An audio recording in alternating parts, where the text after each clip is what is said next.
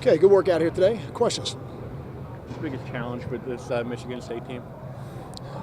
I just think the overall high level of play with what they do. You know, they're a football team that really doesn't have any weaknesses. You're going to have to out-execute them. You're going to have to out-effort them, and it's not easy to do because they play at a high level. With so much talk about the weather, the cold weather, and the grass, why'd you come inside? The teaching environment. Today's not a hitting day for us, so I just thought this would be the best teaching environment for us. We'll be back outside tomorrow. How much teaching is done this week with two young running backs getting ready for starting roles? Yeah, this is an important. Every day is really important for these two guys to absorb the game plan, to understand exactly how they fit into everything we do. Not just running the ball. You know, we need them to be complete players.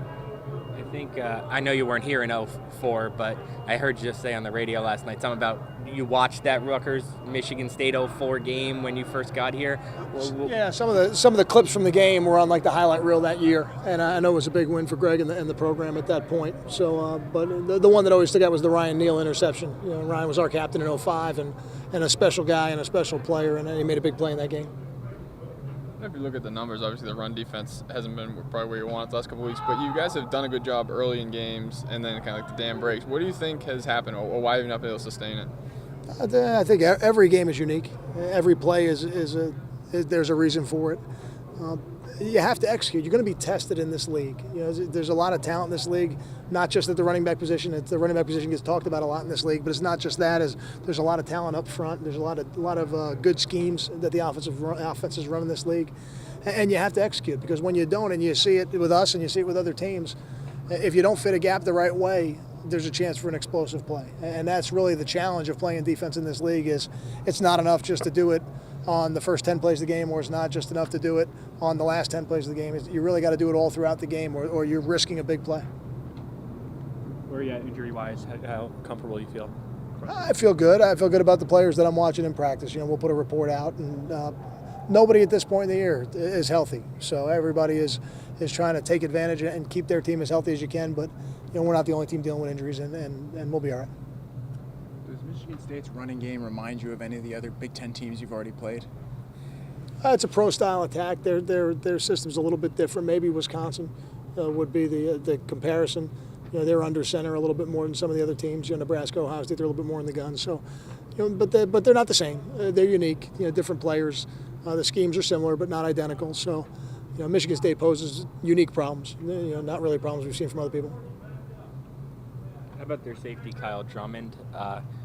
Is he kind of a complete player? Is he as involved in the run and the pass? And what kind of, when you have a safety like that, a ball hawk, what does Gary have to be aware of? Yeah, he's involved in both, and what you see is a defense in general where their safety players are very aggressive, you know, in the run game. You know, they're guys you got to try to put a hat on them. They're excellent tacklers. You know, I don't think you want to devise a game plan where you're counting on making those guys miss every play, because I just don't know if that's going to happen. They're really physical, really good tacklers. And if the ball's up in the air, they go and get it. They're very aggressive, just like the rest of their defenses. I mean, make a big deal about the cold, and some of the players are saying they wear the short sleeves. It's kind of like a toughness thing. Do you have any wardrobe plans for when it's cold? No. Play by ear. Yeah, we'll see what it's like. You know, the only thing I referenced today is we're expecting a messy game. You know, we're expecting a weather game where the field, you know, the quality of the field by the end of the game or the fourth quarter might be an issue. So I think mentally you got to prepare yourself for that. You got to make sure you got the right shoes, and we'll test some things out tomorrow to make sure we have what we need. But you know, I can tell you this: the players who are playing are generally not the ones that are cold. You know, they're running around. They're usually warmed up just by playing. Does the team all wear the same cleats? Like, will they?